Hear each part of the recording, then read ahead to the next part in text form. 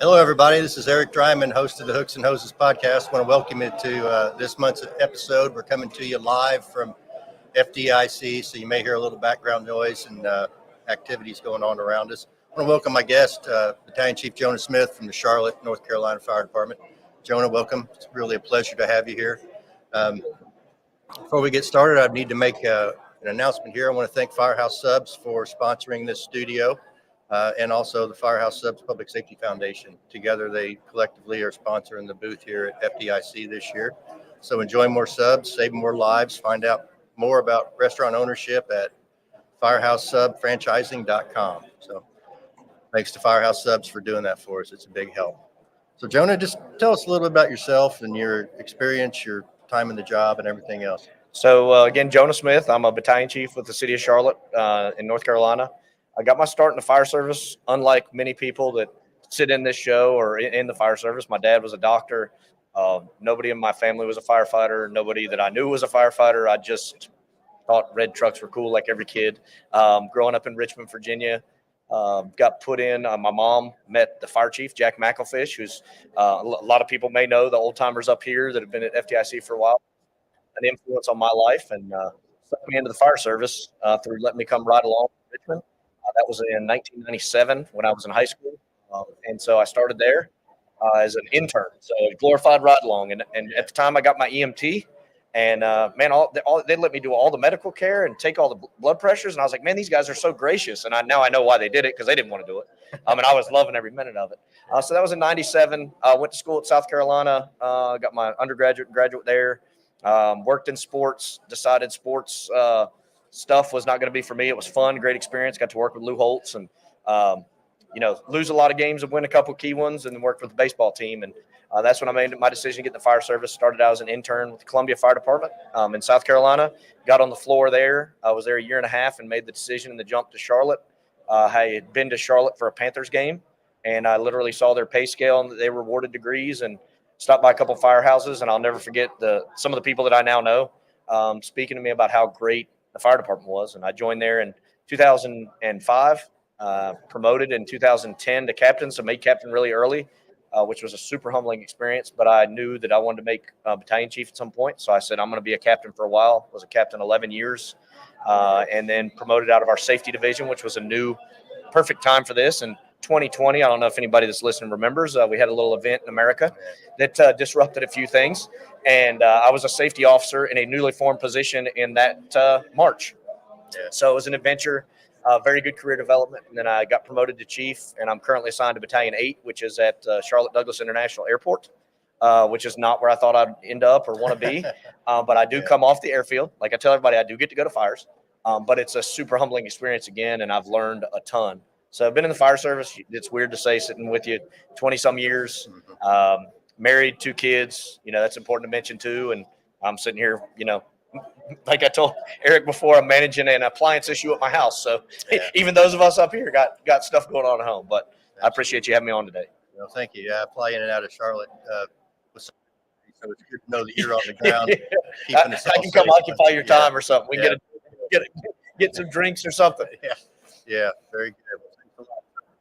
I know you taught class on Wednesday here at the Stadium. You did a presentation on fires in apartment buildings. Tell us a little bit about, what's your class title? What all did you talk about? So I'm a diehard engine guy. I would say I've got the best battalion because I do have a couple structural engines, but I have no ladders. So they're getting one soon. Yeah. But so I've always been an engine guy. I've been fortunate to come up here and teach some engine classes, and kind of just the morphing of instruction. I saw a void in garden apartment fires and multiple dwelling fires. And I had some experience in that. Was at 2 stations that had a lot of garden apartments, a lot of multiple dwellings, and designed a class just on engine company operations with regards to those type of structures, because there's a lot of challenges. We get into, how to advance hose, how to stretch hose, how it changes, the importance of being familiar with your buildings, the importance of understanding construction types and the hazards of. A lot of people have never heard of a partially enclosed breezeway. They're like, what does that mean? I was like, that means intake and no exhaust, which means heat buildup, which means bad. We talk about that, and then throw in, I'm fortunate, and I'd be remiss to sit up here and say that's not an important part of me being up here or me being anywhere. The firefighter rescue survey, I'm part of that that steering committee or whatever we're called, not one of the OGs, but Yeah. and I include some of that data to show the importance of the engine making an aggressive fire attack early on in those buildings, because construction in some of these buildings works against us in terms of a search. Most, you and I work for big fire departments, great fire departments. If there was the second best fire department in the country, I'd say it's Indy, because it's not Charlotte. We're the best. But we have very similar fire departments, right? Mutual friends in the departments and everything else. And something I really drive home with my background, because I'm also a volunteer still in a very growing area, is that, man, Indy, Charlotte, we can dump 27, 47, 50 people on an apartment fire. Most of these departments that are represented in this great show that we all enjoy, it brings you back to zero when they say, well, I mean, I get 7 people on my first alarm in an apartment fire. I'm like, well, then it's that much more important to put the fire out. Right.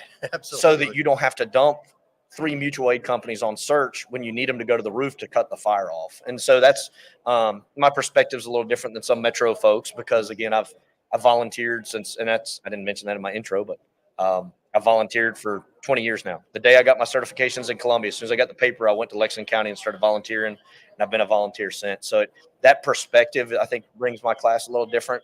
And a lot of people get that because, again, we're not everybody's Indy or Charlotte, and you just don't have the staff. And so the importance of key actions you can take early on as an engine captain, an engine firefighter to affect a positive change overall. So that's kind of the theme of it. But yeah, well, obviously it's 2 hours, so I could talk a lot more about it. But yeah, I understand. Yeah, there's a lot to cover. It probably didn't. You probably wish it was a little bit longer sometimes. Oh yeah, yeah. So just when we talk about engine company operations, and I'm the opposite of you. Is I'm a truck guy. I'm sorry. No, that's okay. Yeah, I'd eat crayons and break rocks and stuff. But I always say when I teach classes that the truck is the support function. The engine, everything gets better when the fire goes out, right? Certainly grabbing people and doing searches and ventilation, all that's important. But without the engine, we can't put it out, right? So that's so important. So particularly whether we're talking about garden department fires or we're talking about fire in a 2-story residence, whatever it is, what are some things that you think, from your perspective, your experiences, that we're doing right, and what are some things that you think we're either missing or could be doing a better job of when it comes to engine company? Well, and I think you've always heard it, right? And I mean, the people here, and I say nerds because we're all nerds. I'm a nerd. I'm doing a podcast, and we're at FDIC spending weeks away and all these things. But I think most people have always heard protect the stairwells with a hose line. Mm-hmm. I don't feel like in practice everywhere that happens. And that's a key point of my class is you've got to take possession of the means up and down for both the occupants and for us, because I can't get the truck to search in the high hazard apartment that's above the line that I can knock it back for the truck, but it's not going to be put out. They're going to have to do a high hazard search because those people, buildings, you're talking about a stairwell that they control 8 to 16 apartments. And if you've got fire on the first floor impinging up, those people are not, I was having this discussion with Chief Hovelman, they're not occupants. They become a victim because they are in an IDLH where they cannot get out. And so taking possession of that stairwell is key in these, and positioning lines to do that. That doesn't mean you got to put a line in the stairwell and leave the rookie on it while everybody's doing cool stuff. That means if I can put it back in the box over here, that I got to flow and put it back in the box. And I think that dovetails, and I knew somehow we'd end up here. Right. What I love about coming up here is the ability to listen to things and draw it into classes on the fly. Chief Hovelman's speech yesterday talked about adapting. And that is one of the things in my class, new UL research, talking to some of the people that were on the multiple family dwelling fires research panel, that door control. And I'm sure, Indy goes to a lot more fires than we do, but Indianapolis, you go to a fire, the truck guys go up and break stuff and open doors and rah through the doors. And it's not all, you probably see them shut those doors back. Even when there are smoke challenges. And I see it because in our department, our secondary chief goes to we go to a forward position.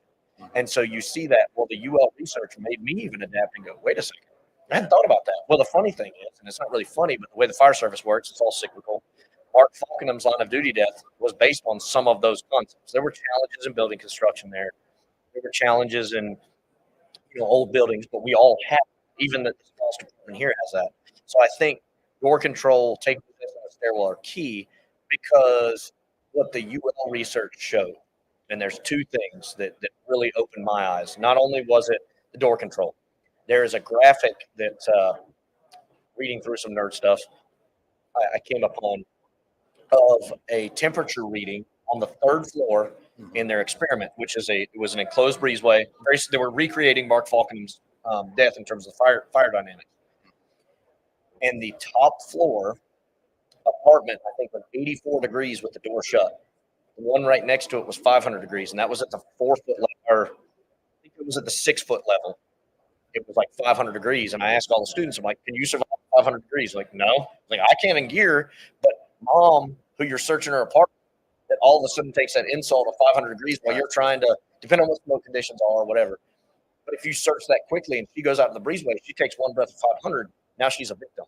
Right. So I think that's a challenge that we should adapt as a fire service. I think also something, and I know with your time on the job and even mine, we never put water in a window while somebody's in the hallway. We never do this. And we're starting to see that while in practice it may work at times, in your experience and education you received in your recruit academy, they're like, never do it. Right. Where you go listen to, Chief Christensen from LA County, went to his class. You look at the UL data. That's not at all what we need to do, because now we have science and all kinds of technology and thermocouplers and all this stuff to tell us this. But in that fire, Mark's fire, what they found is the company that went down the stairwell was a half landing down. They were flowing and moving a 7/8 tip, so 160 gallons of kicking rear end. They couldn't seal the door. They couldn't make the fire. They opened the exterior line, flowed for I think it was like 30 seconds, cooled it enough where they were able to continue to push. And I think having seen that in the research, but also experienced on a few of our larger house fires as a forward supervisor, one of my first good fires as a chief that I was second due to, I walked out the back door and got smacked with a 2.5 because I was trying to see what the conditions were where I was. I was on the second floor and came out the back door, and they were coating they were working the soffit and coating the back of the building per command. And I looked, and all of a sudden I'm boom, and they're like, "Oh, sorry," and we wear white coats, so they knew it was a chief. They were like, "Oh my God!" I was like, "Worry about the fire, don't worry about me." But when we got upstairs, I had no idea they were flowing outside. But you see helmet cam and video from outside. It was an extremely effective technique that did not impinge on us at all. So I think that's something I think that the folks here, right, the folks in this room, the folks listening to this broadcast, I think we're all starting to understand better why we do things. And I think it goes back to Chief Holman's. We got to revolution, and Chief Rhodes talked about it, revolutionize. But we got to adapt our thought process, because exterior water and interior water have always been a no-no. Right. But in the right context, with the right, application, it works very well. And I think that's the challenge is, we make split-second decisions with lifelong lasting, effects. And so you got to be careful. Well, he said you can pull in the window. No, well, Yeah. but that goes back to what do we need to do? We need to train. We need to show people here's this. We have access to fire videos from Indianapolis to LA to, Loris, South Carolina today, right now on YouTube, Facebook, everything else. We can show it better and give them that feel of, okay, that looks like what we talked about. This might work here because these three variables are present. So I think we do some stuff really well at Department of Fires. I mean, we've changed the engine world a lot to grab larger lines, to use portable monitors, to use a 2.5 to knock it in the throat, and then stretch an 1 3/4 for maneuverability. We have tons of staffing. Right. The people that are encountering a lot of these fires don't have enough staffing. So they're like, well, I can't move a 2.5 up the stairs. That's fine. But knock it with a 2.5, have your driver stretch a line, charge it, and now you take it up the stairs and you got maneuverability and you're back in your staffing realm. Yeah. But if you don't put that water in early, it becomes it's a manpower black hole at that point. So absolutely. Yeah, I can remember back in my early days, it was not uncommon, particularly in a volunteer situation. You roll up, you turn the deck gun to a house and you blast it for 15, 20 seconds. And then all of a sudden it was kind of like that was taboo or voodoo, or you shouldn't do that, right? And then it's come back again now when we call it blitz attack or whatever. But that's spray and smoke. We were taught never spray smoke. I remember right? In Columbia's recruit school, I was told insurance companies are more worried about water damage than what you're going to do by letting it get hot. Right? That I was told that. and that's not the way we need to operate. Right. So all that research has really come to fruition and kind of reset our thought process. So Yep. that's really good stuff. So do you have a preference? I mean, I don't know how Charlotte sets up their engines, but do you have different engine packages or setups based upon the response area that engine goes to, or are they pretty much all set up the same way? So we're working through that right now. And I've done some other podcasts and really gotten a ton of questions and feedback on what we're doing, because we're a large department. People look to us for guidance, no different than Indianapolis for this area. I'm sure a lot of things are common. And 2 or 3 years ago, a group of us, because it's always a group, it's never one person, a group of really dialed-in firefighters, captains, everywhere from battalion chief to tailboard firefighters to engineers to our mechanics, sat in a room, and we hashed out some differences again, because we were running an engine company that we felt didn't work for our area. There were some good things. We have all rear deploying pre-connects, build some discipline of pulling past. It takes away some of the decision making. Do I pull a cross layer or do I go back in the truck? Yeah. So I really enjoyed that. We had a ground ladder complement, probably better than Boston's in a lot of ways. I mean, our engines are quads as they sit right now, with a 40, 216s, and a 28. A little ladder heavy for an engine company in an urban department. We as a group felt like. Yeah. And the command staff and people, I'm sure, like, well, I bet the command staff didn't listen. That's probably what everybody's thinking right now. No, our command staff, it wasn't like it was oh yeah, we'll just do whatever this group says. We came with facts. We came with statistics, pictures, examples, and Chief Johnson and his staff really knew that Charlotte had changed. No different than, I'm sure, whenever Indy exploded, it got really big, really fast, and we've gotten very urban and very compact in certain areas that we once upon a time were not. So we needed a little more urban engine setup. We felt like ladders down the side, a little shorten up our wheelbase, but we have some unique problems because we have high pressure buildings. We have to have a 2-stage pump and a big block motor, which everybody's like, oh man, I want a low hose bed. You can't do it all. Right. So we faced some challenges. One thing we're looking at adding is a 300-foot dedicated pre-connect, and that's for apartments and larger houses. We have some companies running it, but the way that leaves us in our existing setup is a 200 and a 300. And so you can build the 300 over here, but if you need a shorter line, you get the 200, and then the second dude is going to pull this 300 where you already know you didn't need it.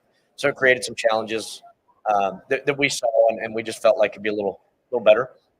We run a dead load of 600 feet with it's not standardized across the city, but some sort of marking system, whether it be loops every 100 on a flat load, whether it be a Seattle style load where you've got the couplings exposed so you can break it into 100-foot bundles very quickly. And we run a 100-foot bundle. We've really grown that because we have a lot of garden apartments. We also have a ton of those podium construction. We had a huge fire with podium construction. I've gone to 3 classes now where they've talked about our fire that was just coming up on a year ago. We have a lot of those buildings that are block long and stem pipe, but I don't know because where's the fire type thing. So we've got to stretch longer lines. So that's a huge piece of our design package we're looking at. And I think it'll be good for our department because again, we're trying to standardize. We're not very standardized. And I don't know if you all are. We're trying to, at least if I float from your station out to the north side, I'm not trying to figure out what is going on in the hose bed. I can look at the back and go, okay, the left side is going to be the long side and the right side is going to be my standard side. So I'm going to have what we're looking at is a 200-foot pre-connect, 600-foot of dead load, 300-foot pre-connect, 5-inch, a bundle. We put the bundle on opposite, even on our trucks now, opposite sides from the dead load because that saves time. People don't think it saves time. But now if you grab the dead load and I go grab the bundle, we're not waiting on one another. So it saves seconds. And if you're holding your breath, and my little South Carolina buddy doing his first class here, Mike Dozier, this morning talked about it. He had all the recruits stand up in the room that were in there, and he said, how much does 2 minutes matter to everybody? And he made them hold their breath, and the best one did it in like 50 seconds. He's like, if I can save 10 more seconds, could you, knowing you had 10 more seconds, if your life depended on it, could you hold it 10 more seconds? He's like, yeah. He's like, that's why masking up is important. That's why. So we try to save some seconds there. We're going to have some 3-inch somewhere in there, 2.5 with a smooth bore break apart so we can utilize that as a long line if we want to extend off with the bundle, and then a 200-foot pre-connect. Something else we're doing is bumper lines because we have a lot of mansard style apartments where you got a 1-story apartment. It looks like a motel, right, with a mansard. Right. So very close, short setback. We can dump it off the bumper.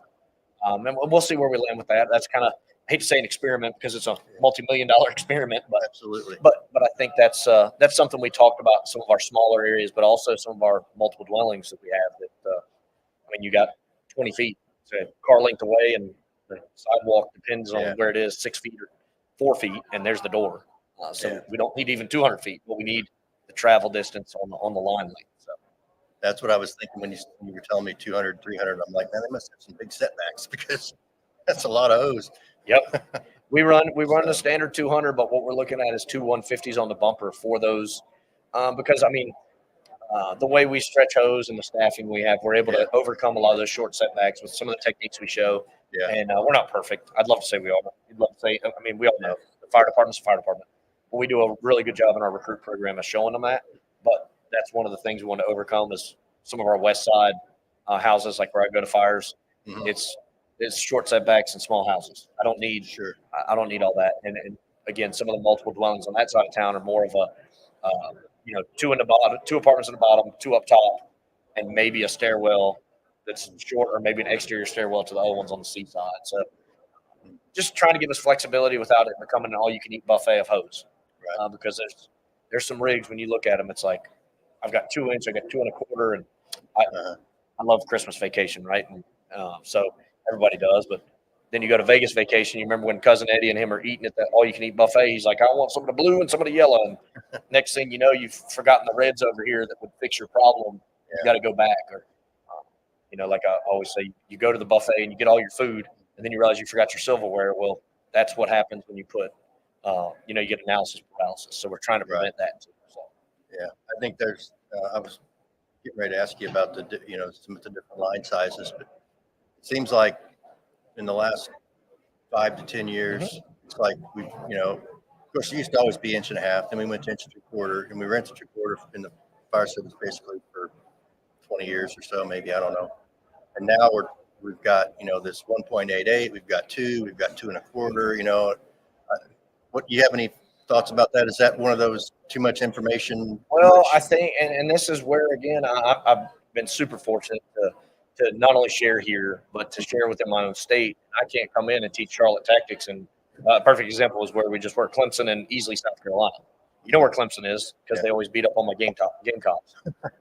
But Easley is their mutual aid. They're a very small department. They're staffed with, I think at one station they have 2, and they have 4 at their main station, and they're cross-staffing rigs. And let's face it, they have a standpipe equipped fire. Then moving 2.5, even with techniques that Aaron Fields, any number of people could teach. Yeah. It's just not going to be as effective for them. For Charlotte, we've got the people, we've got the training ability. We can drill that in.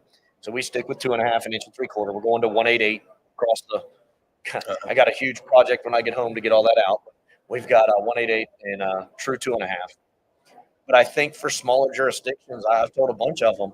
I think that part of the thing you got to think about is effectiveness of stream and your hazards, because a 2-inch line in your jurisdiction may work, where for us it will not, under no circumstances, because we have in our standpipe systems, we have pre-93 systems. So I can't even get 30 to the nozzle. So, and we don't want to have 2 inch for this and 2 1/4 for this, because again it gets analysis paralysis. But in those smaller departments, maybe you run, and I know Leland, North Carolina, runs a 300 or 400 foot 2-inch line. They call it the Green Monster because it's green, but they have it for their apartments. They have a long line, but they don't have a lot of friction loss, and they get big water because their problem, again, just like a lot, is staffing. Well, they'd rather dedicate the staffing to getting that first line in play with a smaller diameter or larger diameter than typical, or smaller than 2.5, with the ability to stretch it with 3 people, which is what they have on their rig, and put fire out. So I think it depends on your hazards, because I mean, there's challenges with 2 inch, but there's challenges with 2.5. There's challenges with 2 1/4. True 2 1/4 is a great hose, and I think it works in standpipe systems for some people. I think it works great as a tack line, but then like Leland knows that you run 2 1/4 is their large diameter. One of the things that they had a challenge with is if they put that on a portable master stream, right? On a whatever the TFT one. I hate to say the RAM or the Mercury nozzle or the TFT version that a lot of people carry, especially in short staff departments, because they can knock down a lot of fire. it limits you on friction loss at that point. So again, they're comfortable with it because they run a 3-inch piece to it, a 50 foot. So they can put it in operation quickly. And if they've got something significant, they understand, hey, I'm losing 67 psi each 100. It's a lot, and you're getting to test pressure pretty quickly. So I think you've got to look at it. And the one thing is, I mean, another example is like Durham, North Carolina. They run 4-inch. Everybody's in 5-inch. Well, what did they do? Because they knew everybody's in 5-inch. 5-inch couplings on 4-inch. It opened their hose bed back up for them. So I think there's so many factors that go in that question. Yeah, like I don't run 2-inch, so I'm not going to say, man, get 2-inch. But people run 2-inch every day and love it. Yeah. And it has advantages because it opens up my hose bed. It gives me less, I mean, you can pick it up and move it like it's 6.75, but you're flowing 265 or you're flowing, say, 240, So I think, again, that's a question you have to answer. And a lot of people contact me or, any number of instructors up here and be like, oh, I got a question on this. And like, dude, I've never been to a fire city, so I can't say, but here's what I would think would work, but you got to try it. So I think that's a big piece. Yeah. It's it's a lot of testing has to take place, a lot of application. Well, and understanding. I think that's something that firefighters for years were scared to understand things because, like, well, I'm not a hydraulic engineer. I don't care about hydraulics. Well, I'm pretty sure in Pump Operator 1, when you got certified to drive, like they talked a lot about hydraulics and you had to learn it for a test. Absolutely. And when you're studying the engineer's test, you're learning friction loss, which is what a hydraulic engineer does. So we are that. And I think we've never given ourselves, we focused on degrees and all that. And we've forgotten that, man, the people with degrees sometimes can read all this, like UL. Mm-hmm. There's some people that, I'm sure on your fire department, mine, like they can barely probably read. They're not going to read 400 pages, but you and I'll sit down and dissect it, and then we pass it on. And I think that's something, again, understanding your hazards and examining them takes work. And so sometimes people are like, well, man, I'm just good with whatever. Fires ain't still burning today. So. Absolutely. Yeah. What's your opinion on, I'm pretty sure I know what your opinion is, but I'm going to have you expound on it here. When I got in the fire department, it was here's some 1.75 hose, here's a nozzle, go to work.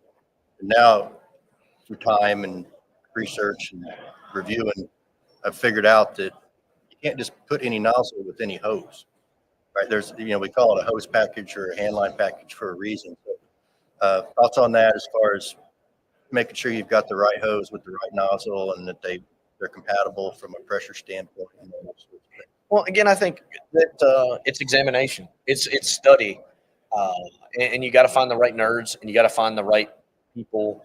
I work in a very large fire department, and I also volunteered at a small fire department. The change took place in both places, but at different rates. Right. And you completely understand that. Anybody listening understands if you're more than about 5 stations, you're turning an aircraft carrier. Yeah. If you're 1 or 2 stations, it's like driving a kayak by yourself. You literally just paddle and that changed. Mm-hmm. And I mean, I give you my opinion pretty easily because, again, I like talking good about my fire department. I have an opportunity to.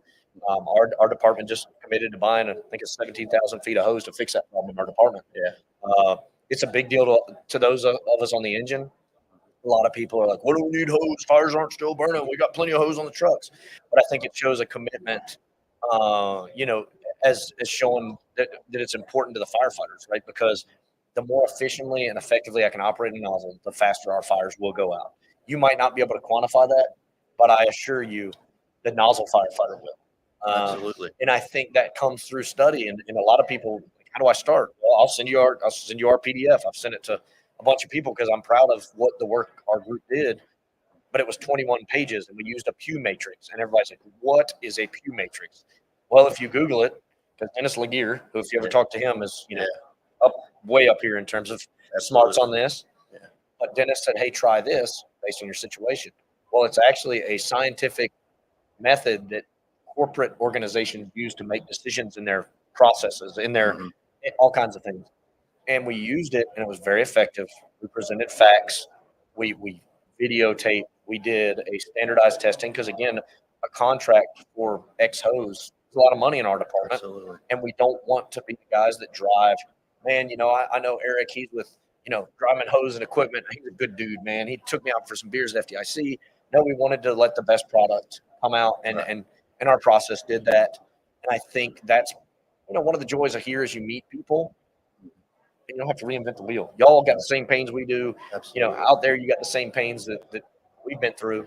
So I think it's important to research that based on your staff and based on your manpower, based on, the Freeman ratio, right? Well, what's the Freeman ratio? Well, look it up. It's a hydraulic principle that the same dude that designs a nuclear reactor puts, we put it into practice in the fire service. That's why 188 existed, because the FDNY ran 15/16.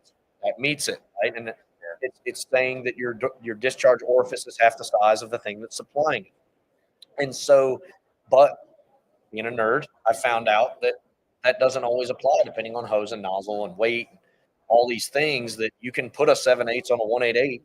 And guess what? The world doesn't end. Water comes out the end, and it's a very manageable line. In fact, that's what I train with in my training classes. And if you talk to some of the folks at some of the manufacturers in their departments, that's what they run, because the folks in the testing process, I'm not driving it, you're not driving it. The folks that were testing were like, man, this feels great. And so I think that's an important thing, but understanding the limitations of your existing equipment is huge. Do we have bad hose or good hose? Start there. Absolutely. And if we've got bad hose, then how do we fix the bad hose? And so we run a 150/75 at Charlotte. Very forgiving nozzle. A lot of departments run it. You can buy cheaper hose and get to talk to Dennis about the back pressure and all that stuff. But it was very forgiving on the different brands. What we then looked at was, hey, we need to test 4 or 5 target flows. So if one day we get to actually where we're going to be in about 3 months, do we want to up our target flow? Do we want to get more water and less nozzle reaction? What do the rookies think? What does the most experienced captain think? What does a guy who hates engine work altogether think? So that we get a good feel of where our department's at. And I think that's one of the things that the eat-ups do in departments, right? Is I care. And it's a curse in a lot of ways. I think I even wrote a blog post years ago for Fire Service Warrior about the curse of caring, because some people just come into work and they're like, hose on the truck, rig works, they do their job, but they're not into it like I may be. Like, hey man, did you notice that your baffle isn't screwed all in the way? Like, baffle? You mean the thing in there? Yeah, never mind, man, I'll get it. But I think bringing those people into your testing process and having input is important, because it's not your fire department. It's theirs. And yes, you may be the SME for your department. You may be talking Freeman ratio, and your fire chief may be, best friends with Dennis Laguerre. But at the same point, you're not operating the nozzles at every fire. Those guys are. And that's why when we did our apparatus spec, one of the most painful things we did was go out and talk to people who had contradicting views to Jonah. Yeah. And of course, being the battalion chief on the committee, like, chief, you get to go talk to this group, this group, this group.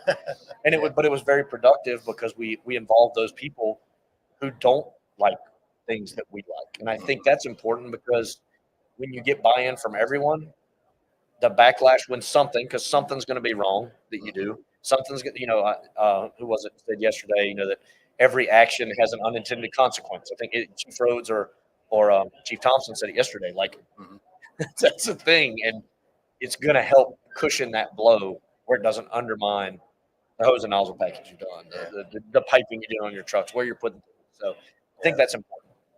No, there's a lot there, a lot to break down. Not having the experience with engine work that you do, I was amazed. Just something as simple as when I was in training here in Indianapolis, we would oftentimes get equipment to take this out, let the recruits use it, tell us what you think, right?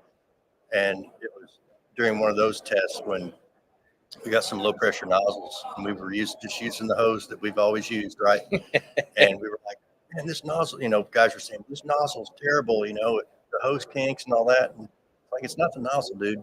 It's the hose. I mean, it's why people need to understand that it's not as simple as, well, I like this nozzle and I like this hose, so we're going to buy both of them and put them together, and everything's going to be great, right? Because individually they might be really great products, but collectively they don't work that well together, right? So I think, there's that. And then the other thing I really appreciated that you said was, you sort of said it without directly saying it, was just because it works in Charlotte or it works in Indianapolis doesn't mean that it's going to work for a little fire department, right? Right. Which I think, or another big fire department. Oh, absolutely. I mean, it could be too, yeah. And I mean, I will be fully open and honest. Probably in the next 3 months, our hose and nozzle committee, we're going to have a heck of an argument about target flow, because we're all friends. Some of them are up here right now. I eat dinner with one of them, and we're going to have an argument because we're not all of the same opinion. And that's good, I think, because then it's a challenging discussion. But then when it's done, it's a united front to take out to the command staff to make a change. And I think that you know, Dennis, Kurt, Brian, Aaron Fields, name the engine folks that I've been fortunate enough to associate with. A lot of them have pushed this change well beyond Seattle, Midwest City, West Metro, Oakland, Daryl Liggins. Like those guys have made the change in the fire service where folks in Loris, South Carolina understand when they come to our state conference, we do an engine school, and it's not the first time they've heard of an attack package and a hose test. Right. Whereas I think you go back 8 years, people will be like, yeah, we buy the red stuff from this guy, Right. and we buy the blue stuff from this guy, and then we buy these nozzles. These nozzles are awful though, and it's not the nozzle; it's a textile problem. It's not. It's not. It's a hardware problem, but it's a textile problem. It's not the nozzles problem. So I think that's again a little thing to think about. Man, I can sit up here with all the money in the world and fix your problems. I don't know what fire department's got all the money in the world. No. Sounds like the Colony, maybe, and Cary, North Carolina, have all the money in the world. But I think that's a huge challenge when you're in my department. Yeah. I have to swap 43 engines. Absolutely. Like that if I want to swap. That's a lot of money. And man, I like having toilet paper at the fire station or gas in the gas grill. Like, so those are, and those are the things that people way over our head. And you're like, well, we do fires first. Man, if we didn't have toilet paper in the fire station, but you had hose and nozzles, I guarantee you there'd be an uproar. So you got to keep that in mind. I think establishing a plan helped us and had helped me in both organizations. With our group, we went in and said, hey, we've got to have a plan for replacement. So here's how we can do it. Here's how we can make it work now. Here's how we can get 5 years. And then we periodically met to do that. And I think if you're in a small department, you got to have a plan. Like, okay, cool. We can't buy turnout gear for the new guy, but you want me to spend all this money on this hose? Well, we've got hose. And I actually went to a fire yesterday and put a fire out. Yeah, chief, but it's not as good. Okay, I don't care. I need turnout gear. So those discussions are realistic. You just got to, again, navigate your organization, your culture to help make that work better. And again, having a plan shows that you actually care. It shows that you understand, because if you and I are having an argument, I got to meet you where you are and you got to meet me where. And the problem is, in some arguments, we just stay on our level. And when you're dealing with a command staff or in a volunteer department, the one guy that's been there 80 years, who I argued with in my department because he was no other than a real life hydraulic engineer. He designs pump systems for nuclear reactors. That's why I use it as an example. And here I am, a dumb fireman, arguing with a guy who does this for a living about friction loss and this article I read. and in the end, he came to my level and saw, and he was part of the biggest change because he was like, hey, Jonah's right. I didn't want to admit it, but he's right. Yeah. And I think that's the key, is you can't be too impatient, because this takes time. I mean, anything with money in the fire service, we spend money. We don't make money. So I think you got to remember that too. So absolutely. Yeah, there's a lot there. So I'm gonna change gears on you here a little bit. We've been talking a lot about hose and hose packages and things like that. For our audience, I want you to talk just a little bit about being an engine company boss or engine company officer, and some of the things that you wish you knew coming into it. As far as the thought process. Hey, I'm not looking to throw a ladder. I got to locate a hydrant. Right? There's differences, right, based upon your assignments, and roles, and different things. So, just tell me a little bit about your philosophy, what you've learned throughout your career when it comes to being an engine company boss. Well, and like I said, I was a firefighter very short time in Charlotte. I'd been a volunteer officer in Columbia. I'd been a firefighter in Columbia. There was an opportunity for promotion. I'm a guy who wants to promote, but I care about the job. What I wish I'd known is stay firefighter longer, but I'll say this: it helped me out. Where one of the things it did for me personally is when I got the raise to captain, my wife could stay home with our baby we had 6 months after I got promoted. So there's value in that. However, I knew my weakness, and I think that's one of the things as an engine captain. Where I have a truck question, don't call me. Like, I understand probably way more than most engine folks when it comes to truck stuff, because every now and then I'll bust out something or talk about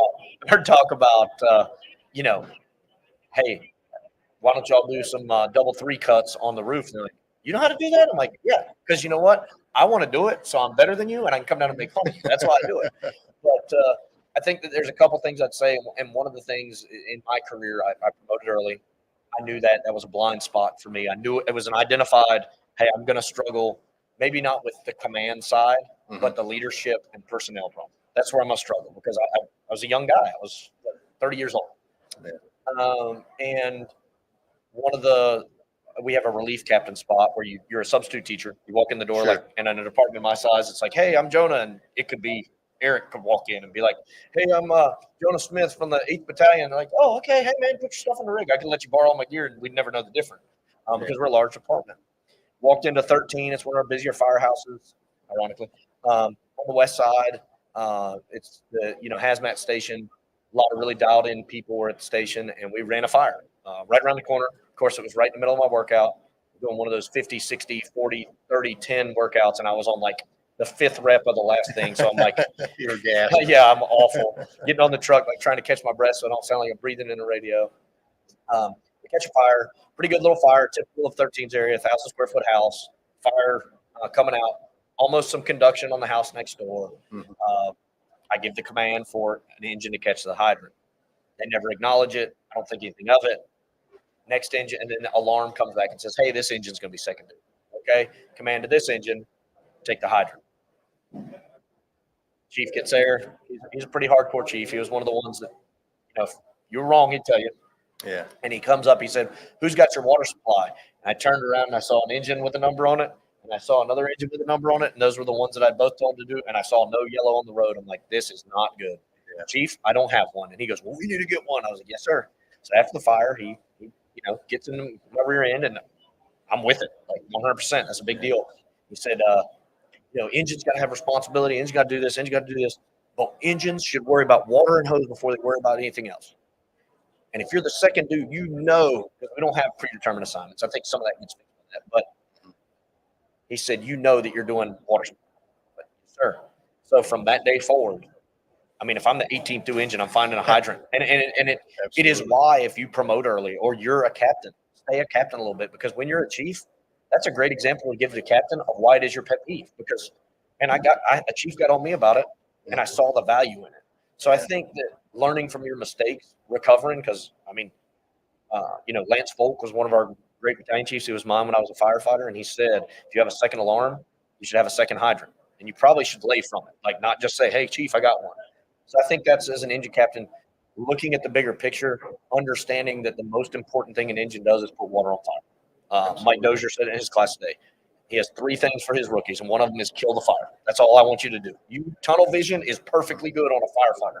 Why? Because that's why the driver and the captain exists. The company officer, you're the guy who's the rein puller. It's not going to be the senior guy in the back of the truck, because most senior folks, what are they going to do?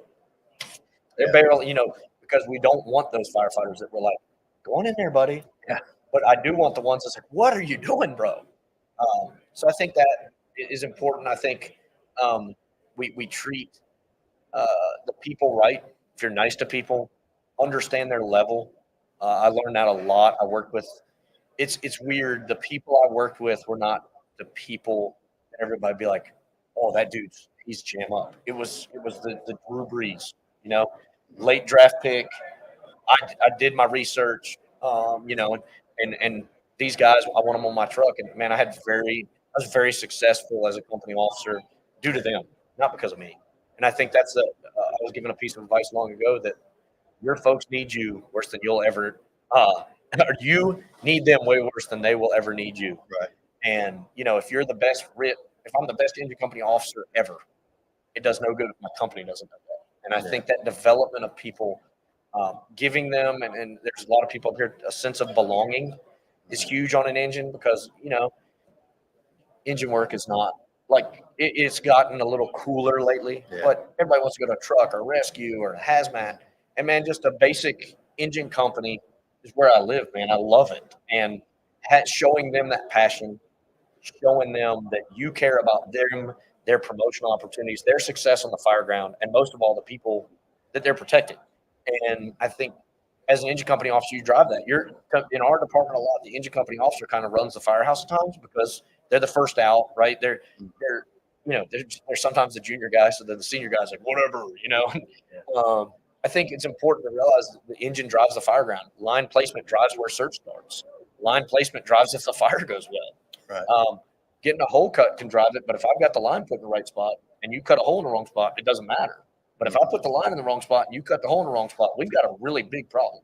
So I think as an engine officer, just understanding that you're driving the incident, your communication early on drives everything from where the truck parks to what hydrant gets taken. And I think that responsibility is too often, oh, they just run gut calls all day. And you do, but I think that's a huge thing. And just being a captain, just being a good person and treating it like family. You're going to have fights in your family, right? I mean, you've got to have disagreements and different points.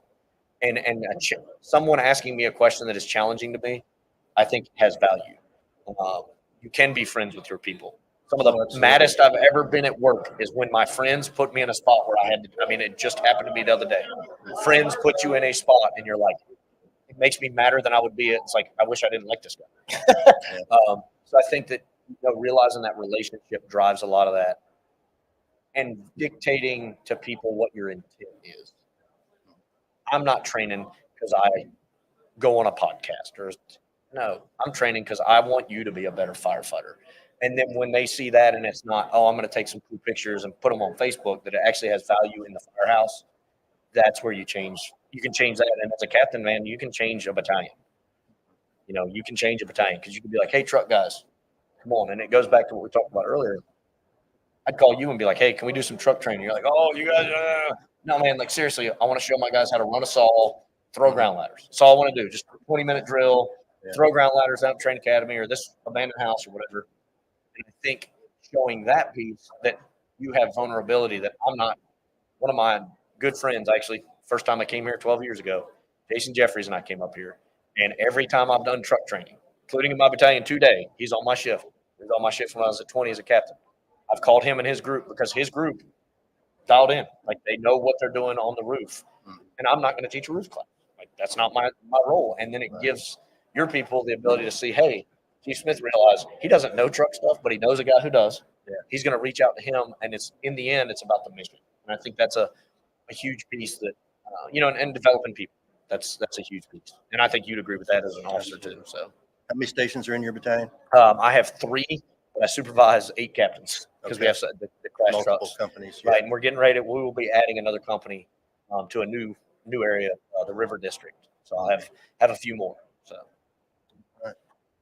Well, certainly enough to keep you busy, I'm sure. Yeah, if you've ever been to our airport, just the airport side, not even the structural side outside of that, just that piece. It's been an adventure to learn. Absolutely. to learn a lot of that. I can't imagine. So what's in the future for you? What do you got? You got anything in the works? Anything you're working on, developing? No, so I did submit an article that I'm really passionate about to Fire Engineering, and they took it right before FDIC. It took me how many years? I've done a lot of stuff with Pete and done a couple of these and and done a lot up here and done a couple online articles. And everybody's like, you hadn't been published yet? And I was like, no. So I submitted one. I hope it should change people's mindset. It's about victims and nozzle operations. So I think I've got it. The nozzle operations and the victim, a real life hat dance. And because the good part about the article, you can't argue with it. There's not going to be a lot of letters to the editor going, no, I was trained this way. What it discusses is how we create a training scar in all of our trainings nationwide, probably worldwide, that we have rubber mannequins at the Indianapolis training facility to the Charlotte training facility. Yeah. We don't do search training with a hose line. We do search training, you do a left-hand wall search, split search, whatever, drag the mannequin out. When we do a hose line evolution, and we're doing one right now in our high-rise in service, and a victim is inserted to all that it goes into a hose line moving and searching, and it changes the dynamic of the fireground. And if you've ever been part of a rescue, it's real, right? It's that's what happens. Things get in the way. And what we've always done is, I'll just get them out the door. I'll shut the nozzle and move them. And that's not the way to do it. We got to default to leaving the nozzle open. We got to create that unidirectional flow, as UL calls it, get good air so they got that much air on the ground. Because level of airway, time in the compartment, UL's told us. I cite some UL stuff, firefighter rescue survey. I really look forward to it because I hope it makes people critically think about their training as well as just sitting at the firehouse to go, he's right. Like, even if we just flow water into cold smoke, it moves the smoke away so I can at least see the way the victim's presenting. So I've got that and teach at quite a few places. And, still amazed that anybody wants to hear a nobody from nowhere. I really enjoy sharing. I love coming up here, getting this stuff here. You know, last summer I had a big trip with my kids, so that was a big summer thing. I think this summer we're just gonna go to the beach and do some family stuff there, and may take them out to one or two of my trips. We're trying to work through some logistics of that, but got a soccer tournament coming up this weekend with my son, and got some baseball playoffs next week. So it's just to me, it's just as important as all this. So Absolutely. a couple of those things going on, but Hornet yeah. Fire Training. Yes, sir.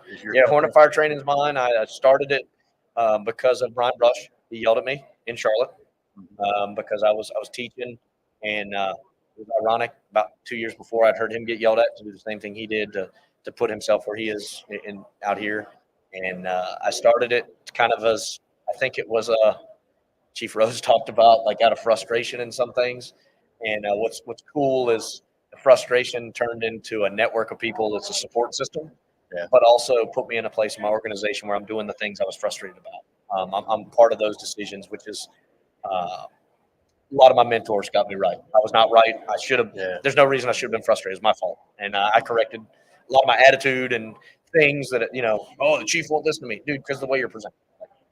But I started it in 2000. I don't remember, maybe 15, and Charlotte is the hornet's nest of resistance during the Revolutionary War. Okay. So it's kind of on like our police badges, cops, but the police badges are beehives. Really? To that point, in our city, we're not, everything. You got the Charlotte Hornets. Nobody heard of them Sure. because they're not good in basketball. But it's always kind of been a theme, and so I was trying to come up with a name, Queen City, all this stuff, and man, I like Hornet, and it was to say the Hornet's nest of resistance and complacency, and got a couple folks that I think the thing I'm most proud of with my group is that I've given a voice.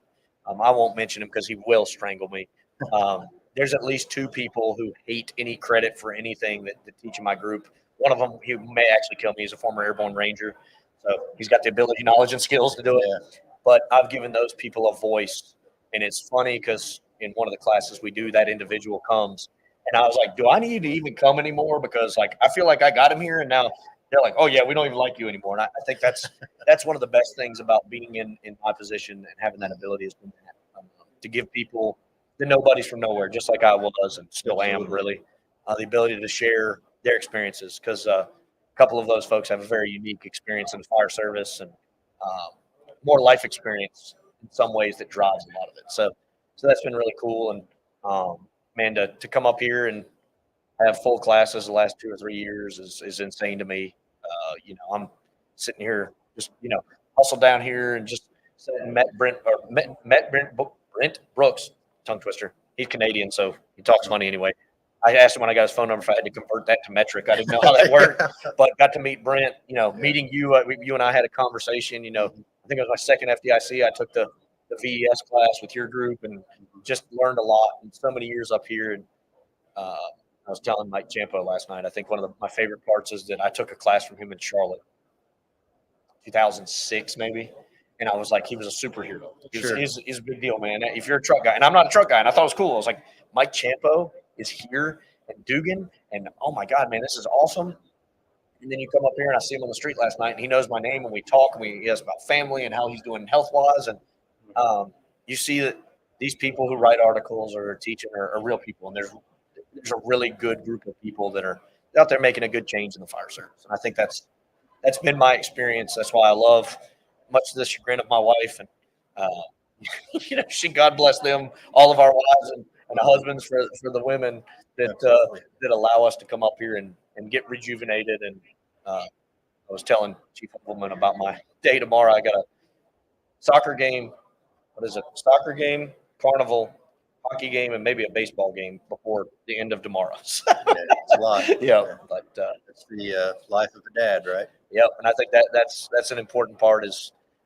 And you asked about engine captain. I think being part of a captain is teaching people how to do some of that and tell them your mistakes. Because I think when you're vulnerable and tell people, I'm not a perfect dad, I'm not the best husband, but I try hard every day and try to learn from others. And sometimes it's the guy, how long you been married, Cap? Oh, 30 years. This ever happened to you? Every Monday. Yep. And I think that's an important part of that firehouse environment too. So. Yeah. Very good. Well, how can people get a hold of you if they want to talk to you, pick your brain, come in and teach a class? Yeah, the easiest way to get up with me is our Facebook page. As I always say, because I'm not a good promoter, give us a like and a share on Instagram or on the gram or the book. But no, Hornet Fire Training at Gmail. It's pretty easy. Have a website that's got a form. I'm not one of these guys who's got this cool flashy website. It's a WordPress site that I just update because I feel like I'm supposed to have a website. J is in John, V is in Victor Smith, JV Smith, or Jonah.Smith at Charlotte NC. If you got some questions about the way we do business, because the way I do my emails, if I go into work and it's new, I'm trying to address it. So if you're looking for an example of a policy or our host study or something like that, that's a good way to get in touch with me. If you're ever in the area, like a couple people have said here, you have an open invite, to my firehouse and anything in my battalion for sure. And if you're like, I ain't going to our airport engine 17 is pretty busy, but if you don't want to go there and you're like, hey, can I get downtown? I want to go. I'm staying downtown. I want to stop by the firehouse. Hey, yeah, go get you a Panthers station sticker and all that stuff. Just like 13, I'm sure y'all have a bunch of TVs and stuff from all this week over the years of all this stuff. But reach out to me that way. And like I said, the Facebook page is super easy. Hornet Fire Training. Some of y'all may be friends on Facebook. You should be able to find it. But if you ever need anything, we do classes. We do something we've been really fortunate to do is department in services. We'll go in 3 days, do a hose class so that everybody hears the same. And I know what your opinion would be. How nice would it be to have the same 2 or 3 people give the same message to your truck crews for days? Yeah, it's super good. And it's I think 45 calendar days for us to get through. So so we've done a lot of that and been very successful. Really good feedback on that. So however I can help, those are the way to reach out to me. So thanks a lot. It's been a pleasure. Thank Chief Jonah Smith, Charlotte Fire Department.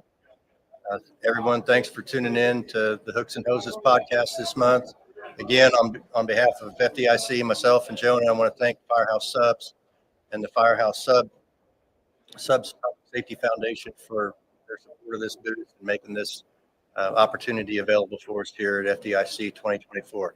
Everybody have a good day, and we'll see you out there. Take care.